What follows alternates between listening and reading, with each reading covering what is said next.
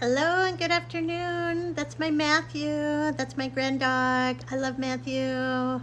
Grandmommy gets to be with Matthew this weekend. Is he so adorable? So today I want to talk about inner being, how to deepen your relationship with inner being, how I have deepened my relationship with inner being, and how I really am embodying, strengthening my awareness of the job of my inner being, and how I'm leaning into inner being to really improve the quality of my life, to really bring in more peace, more balance, more joy, more abundance, more certainty, more confidence. Like, woo, the inner being. I am dazzled. So what brought me on this deep journey? Well, I've known about the inner being like since 2004 or something. I think I discovered Abraham Hicks 2004, 2005. And Abraham teaches us we all have an inner being. Bashar teaches us you have a higher mind. That the formula, follow your highest excitement, inner being brings you to the vortex. So what I didn't know is last year at Abraham Hicks, I was at a live event, and Abraham Hicks said, first time we're ever sharing this, but your inner being has an inner being. What? Your inner being has an inner being. Now that didn't make any sense to me. So I started like, how can that be true? And what I realized is I had defined inner being, like my definition of inner being was actually inaccurate. So what is your definition of inner being? Doesn't that seem like it would be like something that I would have clarity on? So to think that I've been a law of attraction seeker or student or awareness of law of attraction since 2005, and my definition of inner being was inaccurate. That's kind of like mind-blowing, isn't it? It's cool like that I can have the awareness and I can shift and morph once I get greater clarity. So the mistake I made, and it's not a mistake, but the misunderstanding I had is that I thought inner being was God. So I thought my inner being is that aspect of God, right? That it's God, it's source, it's infinite intelligence. That's what my inner being is. So when Abraham Hicks said your inner being has an inner being, that like totally confused me. So in my deep research and detective work, trying to communicate with people, ask people, like do a deep dive into inner being, what I've really come to understand on a whole new level that's really supporting me in my day-to-day life, that's really practical for my, it's so practical for my reality to make my life better, easier, is I'm understanding that before I chose to incarnate into this planet, polarity planet, right? We are all on a polarity planet, a duality planet, a planet of right, wrong, good, bad. That is this frequency of this planet. Before we decided to incarnate, we knew on a soul level, like why we wanted to incarnate, what we were looking to experience. Everything wasn't like predetermined, like it has to go a certain way because we have free will. And we also had ideas. We had like an intelligent like plan of what we wanted to experience. So we all come in with different themes, different like ideas of how we want to play, like what we want to experience, the different kinds of rides we want to have in this human incarnation. So before we incarnate, we know we're agreeing to go incarnate into a duality planet, a polarity planet, a separation planet, and we knew the great forgetting would happen. We knew that we'd go into separation and we'd forget the truth of who we really are. We'd forget that we are connected to infinite intelligence. We are connected to our God source. We are connected to all that is. We are connected to sovereignty, to abundance, to all of the things. And so in order to help us navigate this reality, we created that we would come in with our inner being, the aspect of us, the aspect of our soul, our spirit, that would not forget, that would have not even 1 nanosecond of forgetting. Our inner being cannot have 1 nanosecond of the experience of separation. So inner being always 24/7, right? Always, across all timelines, all dimensions, our inner being always knows the truth of who we are. Our inner being knows the truth. Not only knows the truth of who we are, also knows the blueprint or the plan on why we chose to incarnate, what experience we wanted to have in this reality. And so as humans, a lot of times in the separation program, we separate ourselves from our inner being, and we care more about what the other people in the room think. We care more about pleasing family members or partners or children or coworkers, whomever, like the public, whomever, but we give more power to outside people and what they think of us. And we start making our choices based on outside conditions that don't know why we incarnated. No one knows why you incarnated but your inner being. So I've been working on a book. You can get it at sabrinabrightstar.com. It's Inner Being, Deepen Your Relationship. The only voice that matters is the one within.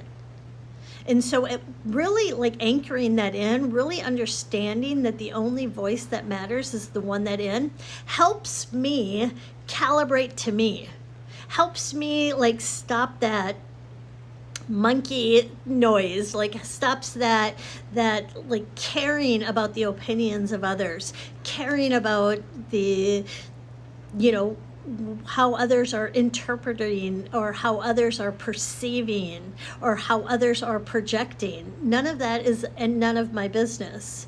My relationship, the only voice that matters, is between me and my inner being.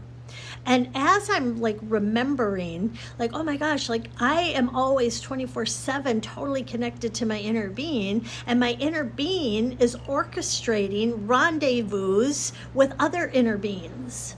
Like, because this is what's really getting exciting for me. So now that I understand that my inner being has an inner being, like it adds the volume, or it adds electricity, or it adds force. It like not force in a control way, but adds like volume. Like it adds.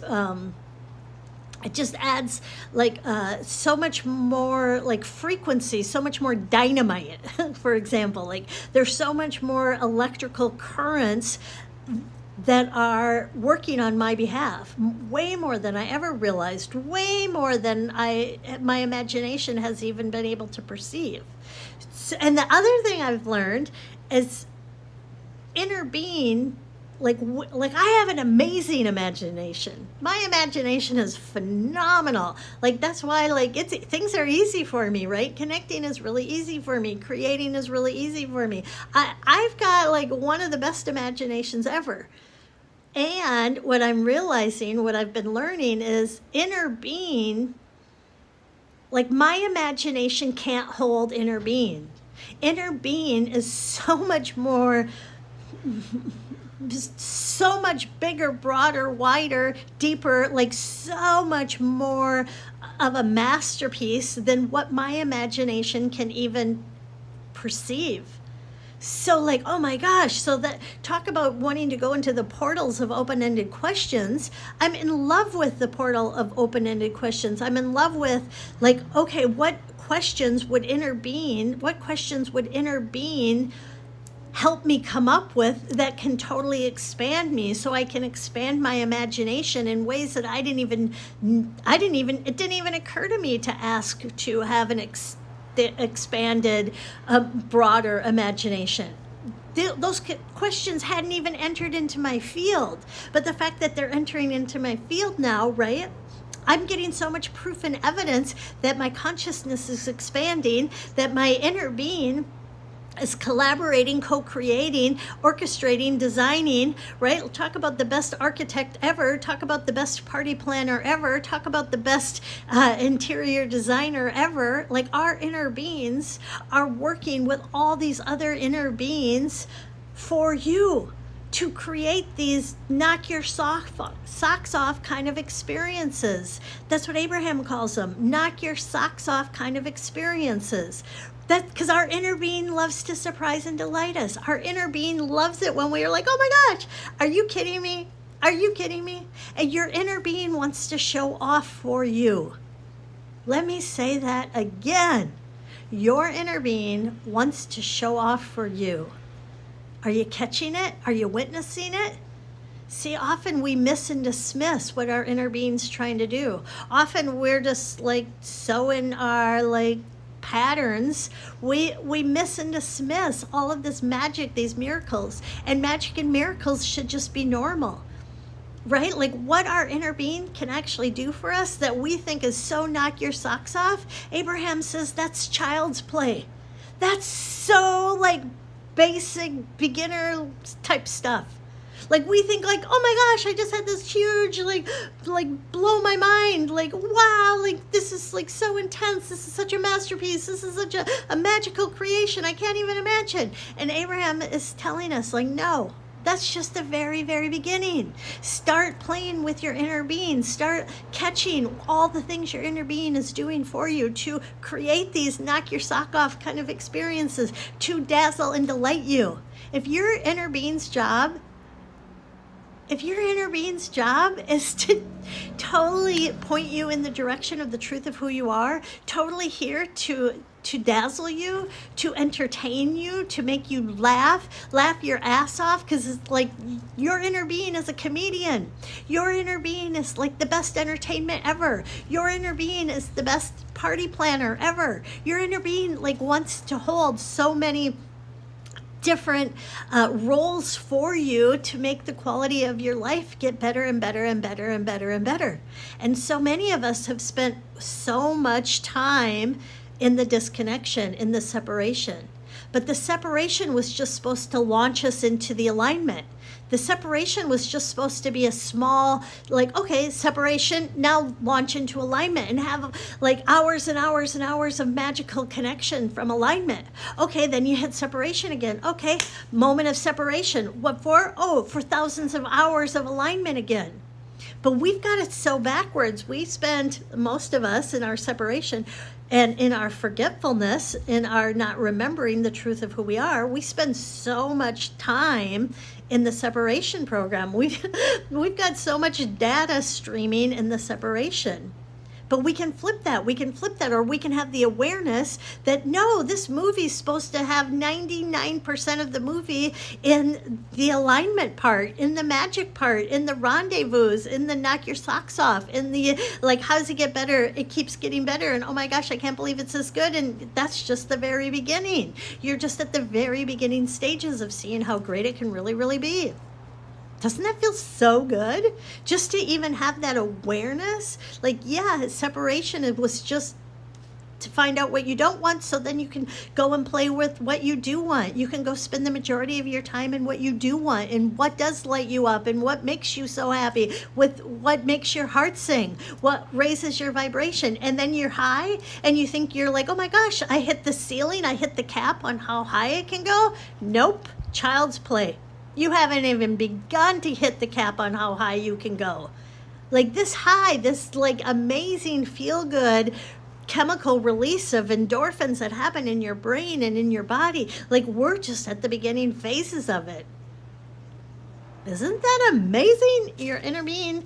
So feel free to look at my work about your inner being. The only voice that matters is the one within. You can get it at Amazon, or you can go to my website. It's sabrinabrightstar.com. It's just a super fun short ebook that you can enjoy. So what are you and your inner being going to do today? Maybe you and your inner being are rendezvousing with my inner being, and maybe we're going to be co-creating, collaborating. Maybe something's going to happen and we're going to reflect back on this moment and like, oh, at that moment, like, oh, a new play date encountered, that's the wrong word, a new play date got created as a result of that conversation, that listening, that now moment. I'm in love, I'm in love, I'm in love. So from Matthew and I, we say, see you later, alligator.